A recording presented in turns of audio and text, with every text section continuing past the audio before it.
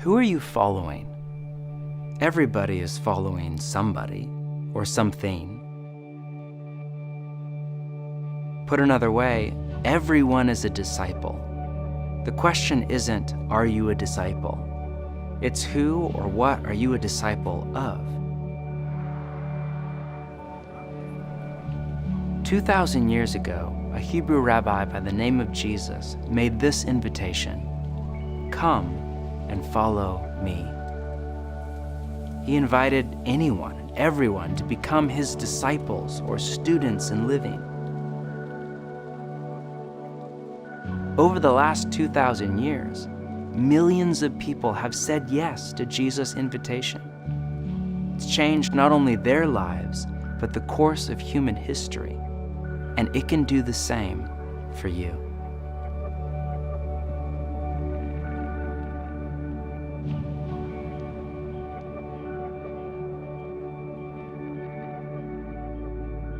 Following Jesus.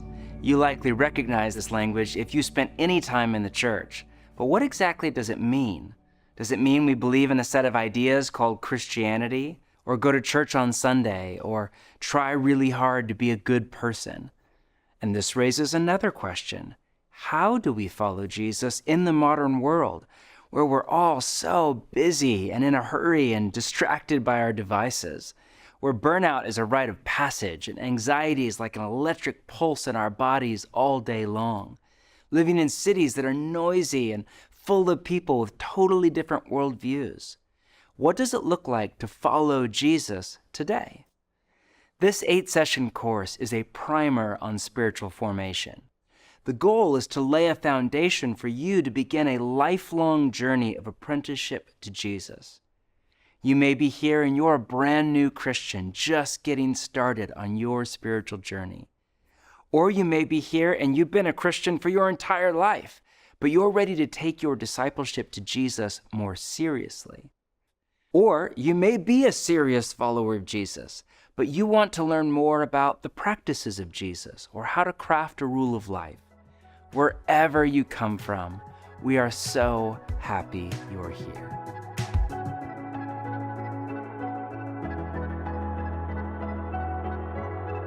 Hello everyone, I'm Yinka.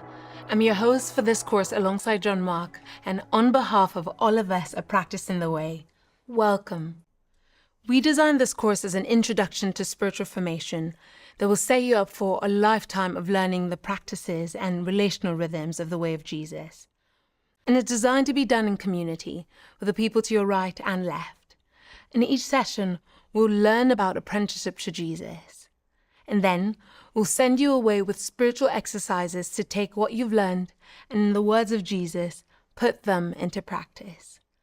After that, we'll invite you to reflect on your experience and pay attention to what God is doing inside you, with prompt questions in your companion guide. Then we'll come back together and process it all in community, where you get a chance to share honestly about your spiritual journey. This cycle of teaching, practice, reflection, and dialogue in community is the pathway to transformation. For session 1, let's explore together what it means to follow Jesus.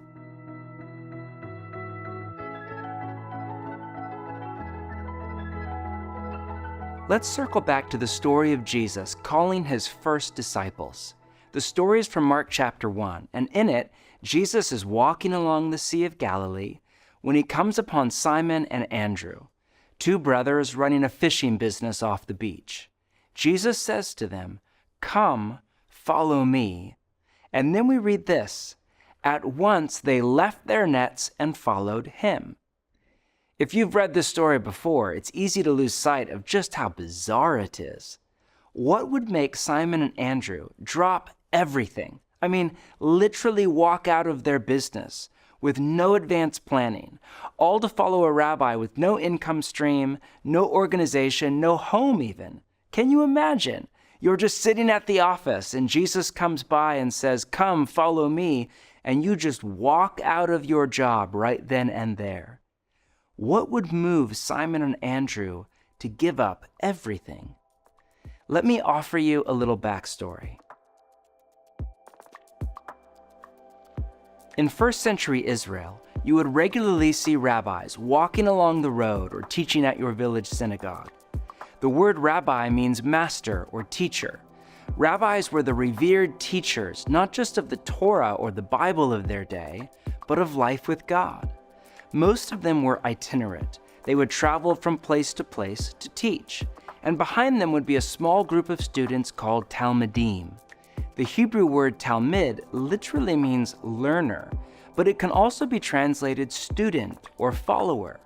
The most common translation is disciple, but a growing number of scholars argue the best word we have in the English language to capture the full meaning of the Hebrew word talmid is apprentice.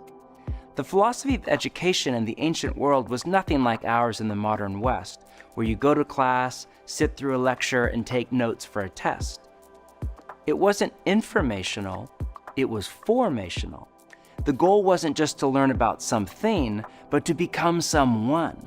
And discipleship, or apprenticeship, was the pinnacle of the first century Jewish educational system. Jewish kids started school around 5 years old at the Beit Sefer, or the House of the Book, which was the equivalent of elementary school. The primary textbook was the Bible, but it was an oral culture, and by the age of 12 or 13, most students would have memorized the entire Torah, the first 5 books of the Bible.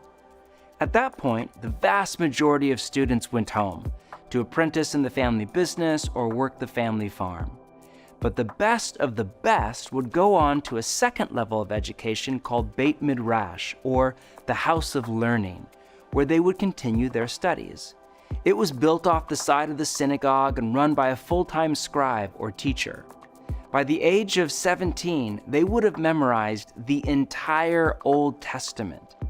At this point, the vast majority were done. But the best of the best of the best would go on to apprentice under a rabbi. Let's say you were one of the lucky few who became an apprentice to a rabbi. From that point on, your entire life was organized around 3 driving goals. First, to be with your rabbi. You would leave your family and your village and follow your rabbi 24/7. Apprenticeship was deeply relational. You would walk behind your rabbi on the road, eat every meal with them, keep Sabbath together, be with them all day long. Secondly, to become like your rabbi. The heart and soul of apprenticeship was to be with your rabbi for the purpose of becoming like your rabbi. You would imitate their whole life, copy their mannerisms, adopt their figures of speech. You wanted to be like them. Finally, to do as your rabbi did. The goal of apprenticeship to a rabbi was to one day become a rabbi yourself. And if you made it through the long process of apprenticeship, then when your rabbi felt you were ready, he would turn to you and say something like, "Okay, I think it's time. Go and make disciples." This was what it meant to be a disciple. And this is still what it means to be a disciple. If you flip the Jewish model of apprenticeship around from the 1st century to the 21st, a clear picture of apprenticeship to Jesus comes into focus. To follow Jesus is to organize your life around the 3 driving goals of an apprentice. 1, to be with Jesus. 2, to become like Jesus. And 3, to do as he did. A short word on each. First, to be with Jesus.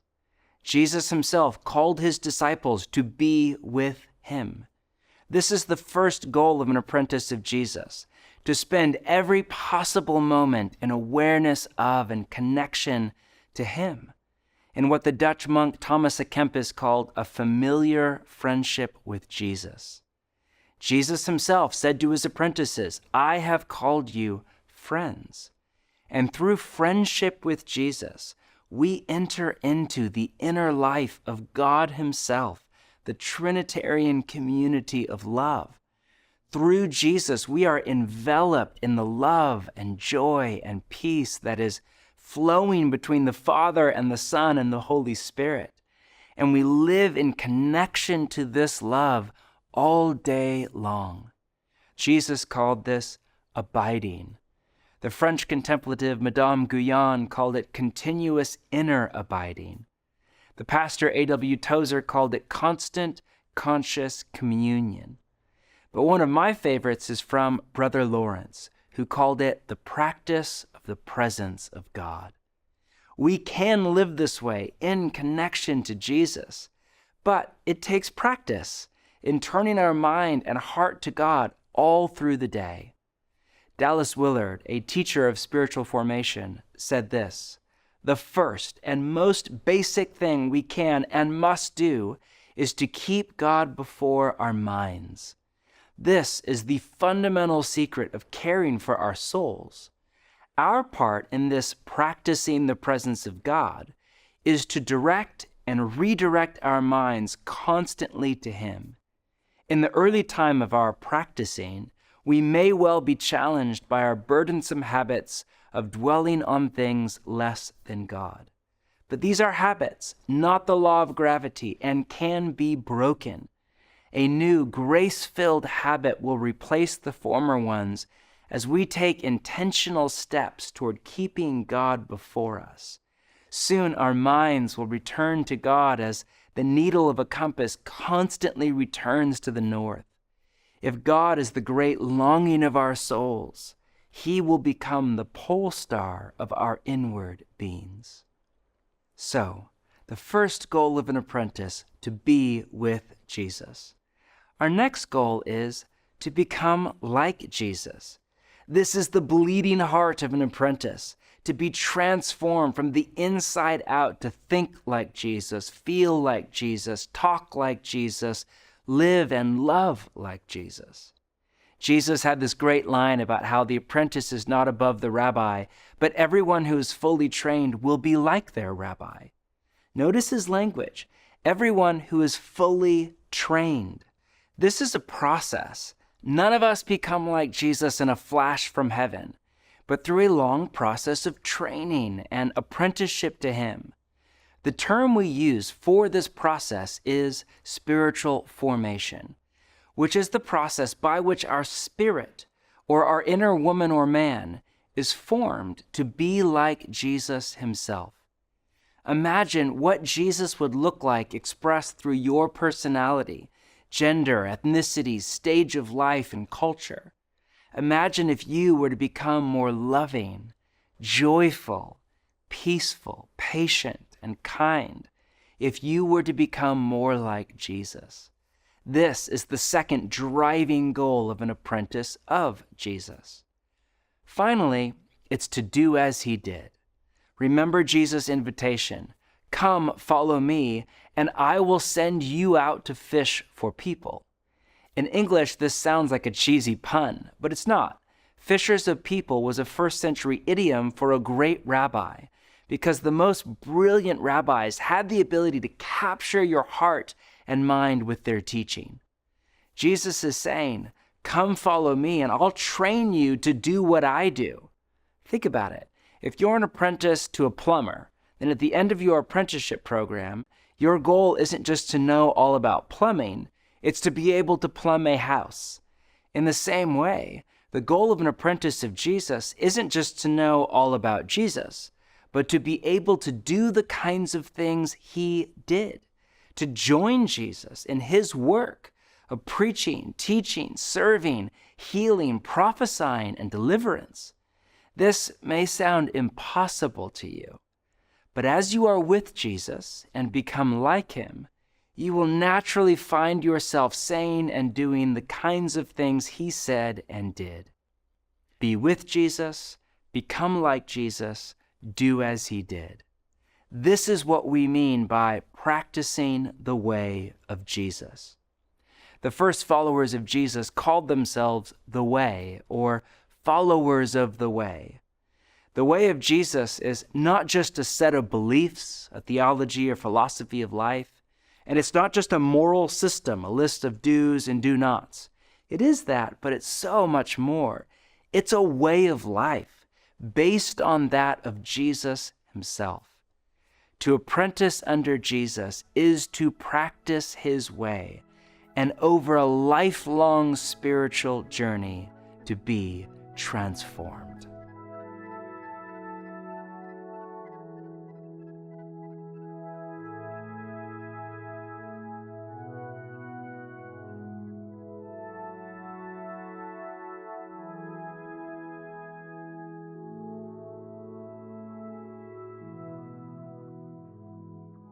I didn't grow up in the church on a weekly basis, although from time to time my parents would send me to church with my grandparents who lived in Brooklyn.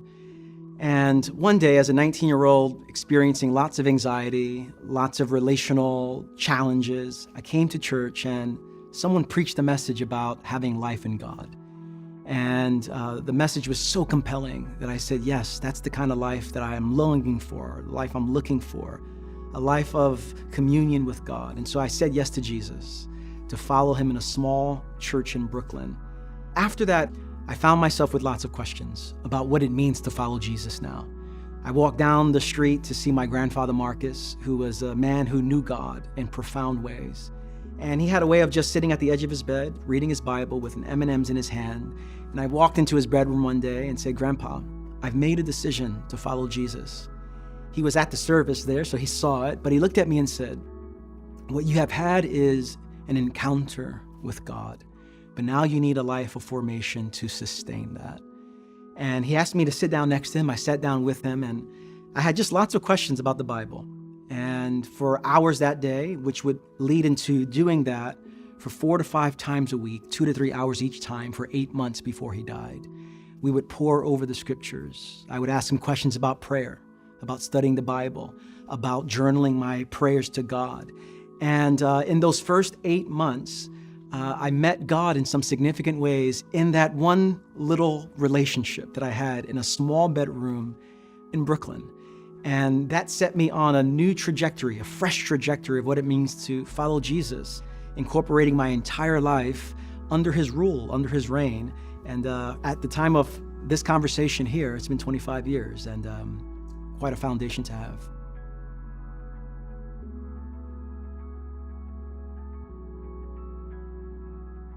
That was a beautiful story, but we all have our own story. So let's take a few minutes to debrief this in community. Circle up with 3 to 5 people and talk through the following questions. The first, what are you hoping Jesus will do in you through this course? Second, as you look back on your life, who or what has had the greatest impact on your spiritual journey thus far? This could be a parent or family member, a childhood experience, an opportunity, or a great loss. What is that for you? And third, what do you think is the drive and aim of your life, your top goals and priorities? Please don't feel pressure to pretend or give the right answer. We want this to become a place where we share who we actually are without fear. Finally, how can we as a community pray for you over the next 7 weeks? Take 15 minutes to talk and pray, and then we'll return with our practice for week 1.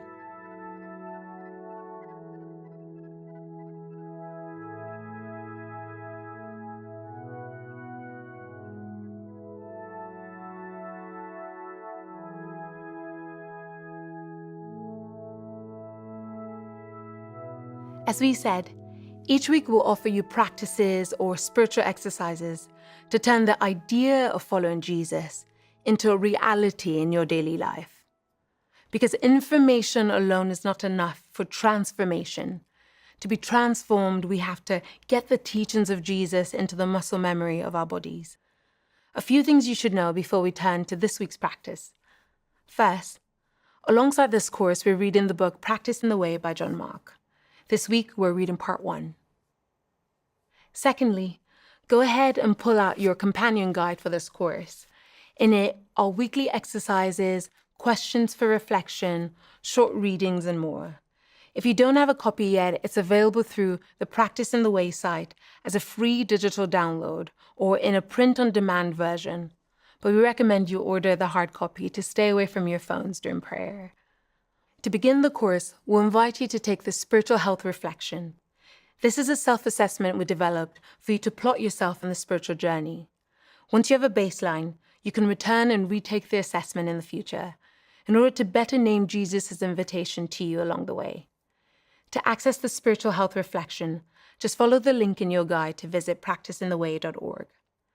Finally, in each session, Ken Shigematsu, who is a pastor and writer on the spiritual life, will direct us into our practice for the coming week.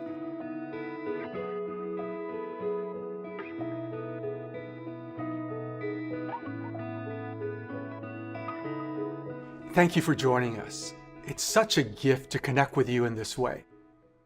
The best way to be with Jesus is to develop a daily prayer rhythm. You may already have a daily prayer rhythm, or you may not.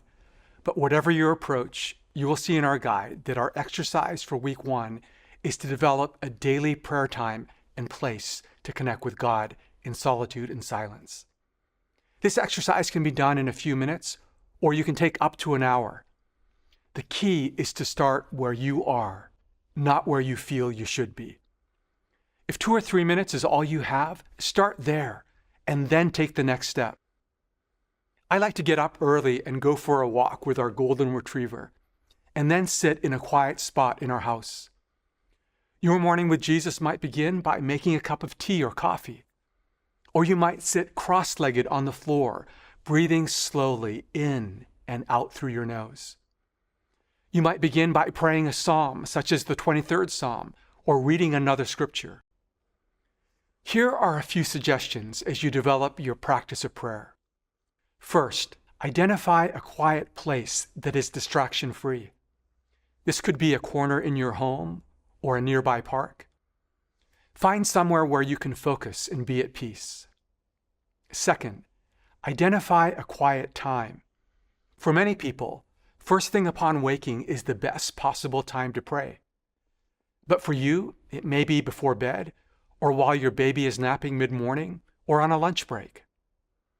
One helpful guideline is to give God your best time of day, and then let the rest of your hours flow out of this time with God. Third, come to quiet. If at all possible, put your phone away in another room. Start with a few deep breaths in and out of your nose.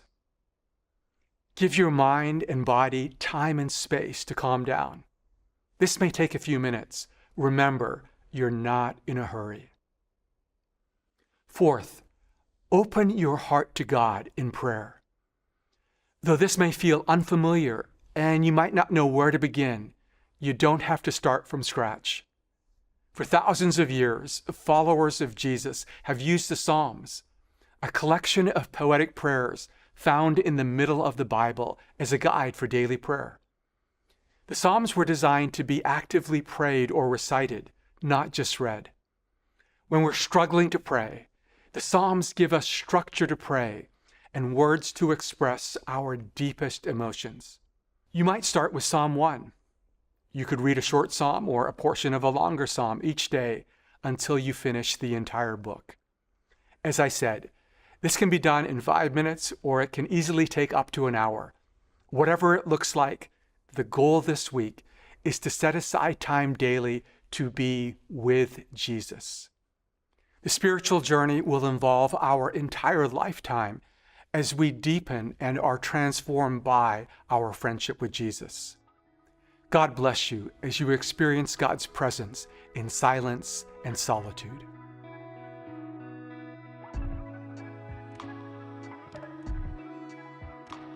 Let's review what we've covered in session 1.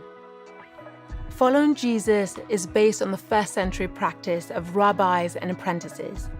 For us today, to follow Jesus means to apprentice under him. To apprentice under Jesus is to organize your life around 3 driving goals: to be with Jesus, to become like Jesus, and to do as he did. Apprenticing under Jesus means practicing a way of life. And one of the best ways to begin to be with Jesus is through a daily prayer rhythm, where you create a time and a place for solitude, silence, and prayer. Jesus did not invite anyone to convert to a new religion called Christianity. He invited them to apprentice under him into what he called the kingdom of God. Simon and Andrew left everything to say yes to this invitation. But there are other stories in the Gospels of people saying no to the same incredible invitation. In America, for all the talk about how the West is post-Christian, 63% of people still self-identify as Christians. But a number of independent surveys put the number of people who are actually following Jesus at around 4%. Many people who identify as Christians are not yet disciples of Jesus. Dallas Willard once said this: "The greatest issue facing the world today with all its heartbreaking needs is whether those who are identified as Christians will become disciples, students, apprentices, practitioners of Jesus Christ, steadily learning from him how to live the life of the kingdom of the heavens into every corner of human existence." What about you? Are you ready to follow Jesus, to become his apprentice, to be with him and become like him and eventually do as he did? Do you ache for life with God, to be formed into a person who is pervaded by the love and joy and peace of God? The good news, or the gospel of the kingdom, is this: God has come to you and me in Jesus and made a way for us to apprentice under him into what one early apprentice called the life that is truly life. In Jesus, God has taken on our death to give us his life. He's taken on our brokenness so that we can take on his healing. He's entered our mortality so we can step into his immortality. All we have to do is say yes to Jesus' invitation to become his disciple. And Jesus said, "Whoever wants to be my disciple must deny themselves and take up their cross and follow me." Whoever, meaning you don't have to be the best of the best of the best to become an apprentice of Jesus. You can be a mess, or deeply wounded, or stuck in a cycle of addiction, or still full of doubt and not even sure what you believe yet. In other words, you can be human. All of us are invited to apprentice under Jesus.